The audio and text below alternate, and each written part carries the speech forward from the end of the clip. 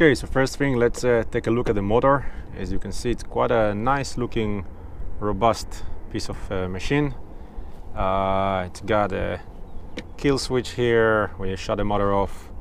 It's got the choke here, neutral and forward, the oil container.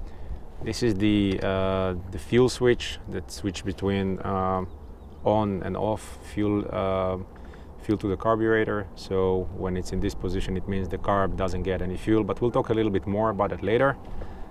Yeah, 3.5 as I mentioned. Really nice looking engine.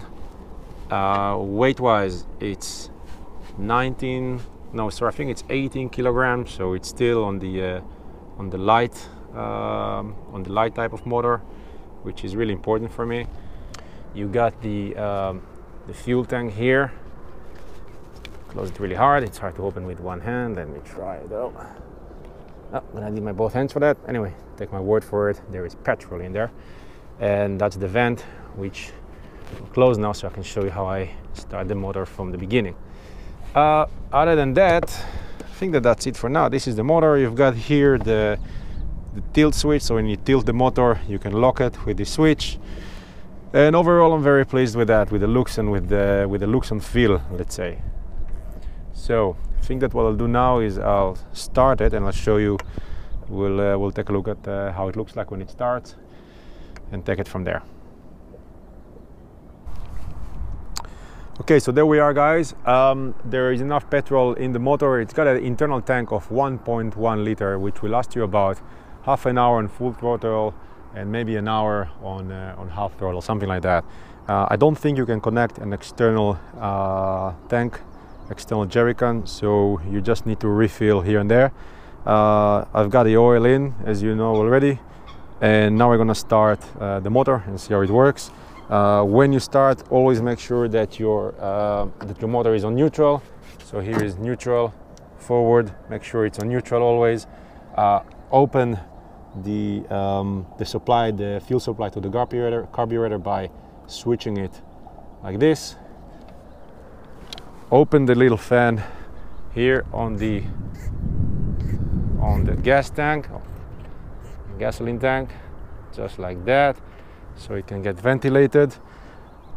Make sure you're wearing your kill switch in case you fall off the boat or whatnot. Then the boat just goes, the motor will turn off, which is important, otherwise it's just gonna go without you. All right, and yeah, I'm not going to use the choke now because I just came here with the motor, so I'm just going to use what is a warm sort of a restart and let you hear it a little bit. All right, so I think we're good. No need for choke. Let's restart it, see how it goes. Beautiful. Starts on first. We are neutral. Yes, I love it.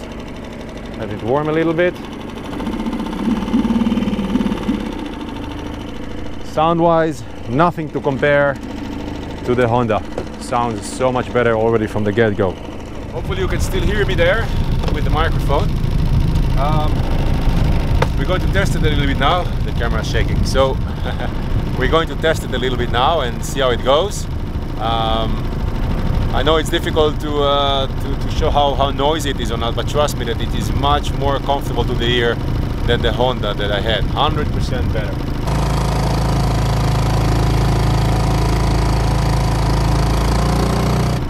So let's go for a little ride now.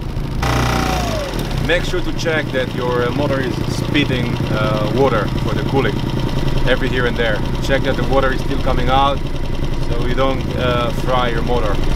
That's the difference with air cooling. With air cooling you don't need to do that.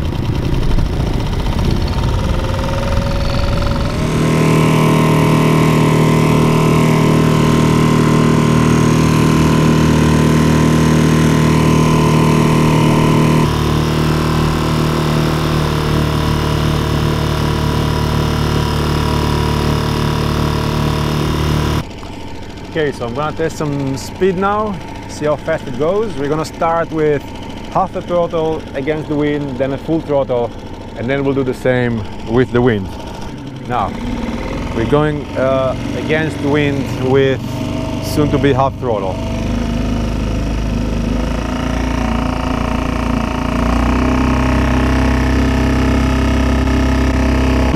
This is full throttle, counter wind. So it's not going very fast when we're going against the current. So you should see a big difference now. I'm gonna start with half throttle with the current.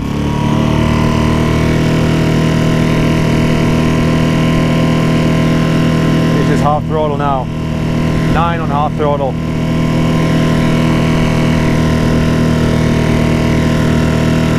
Full throttle.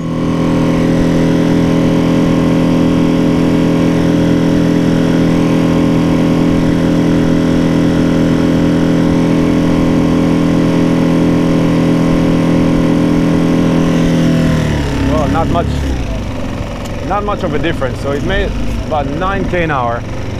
Thing is, guys, I can't go too strong. I can't go too hard now with the motor because I'm still in the braking process, and it's important not to use the motor on full throttle for the first 7, 8, some say 10 hours, because you can damage your motor. But looks good overall. Mind you, I'm not allowed to go more than 5.5 in most of this lake, and a little bit more in other areas. So for me, 9 or even 8 will be just good enough. If you're looking for, if you're in a need for speed, maybe not for you. Okay, so we spoke about the carb problems that these motors tend to have and how they get blocked with the gunk that sits in the petrol. So I want to show you what I do, 2 things that I do in order to prevent this from happening. So let me start the motor, and let's just take it as a, let's assume that the motor is running. Okay, so let's say you arrive to your docking spot. Yeah, you're in neutral, you're killing the motor. That's it. End of the ride. Close the close the fan here, the vent, and then the next thing that you want to do is close this one. See this one here? That provides the gasoline supply to the carburetor. So you just shut it down. And what I do now, I just run it and let it. I just run it and I let it run until there's no more petrol in the carburetor. So let me just show you. Neutral, good. Just let it run like that. Let it run and run until it's done, until there's nothing left in the carb. And that will help you keep the life of your motor for just a little bit longer. This is one thing. Show some other stuff later.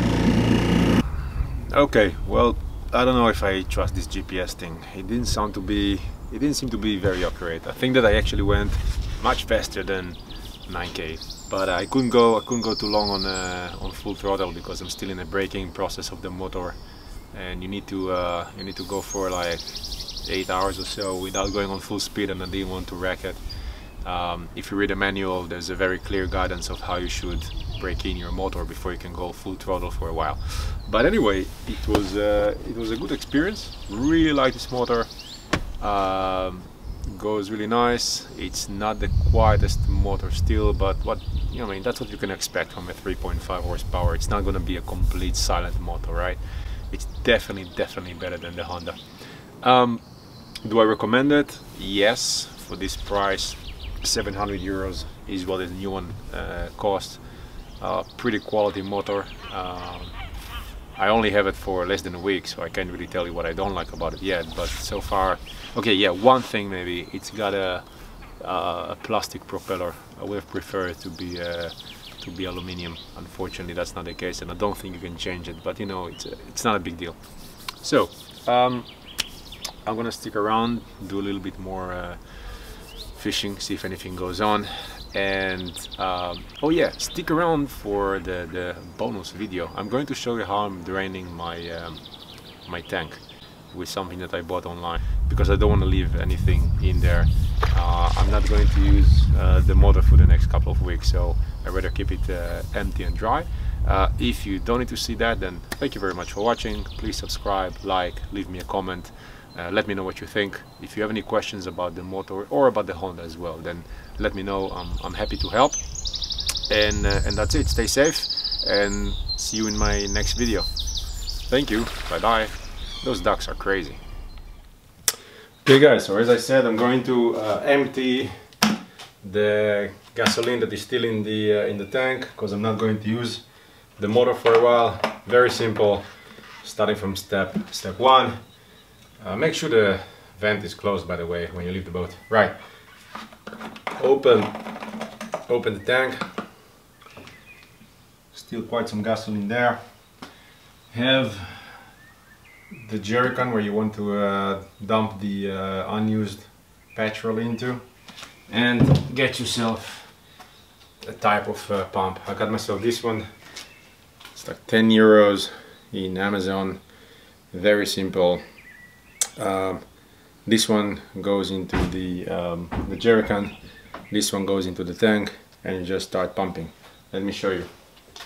So one end goes here, the other one goes here.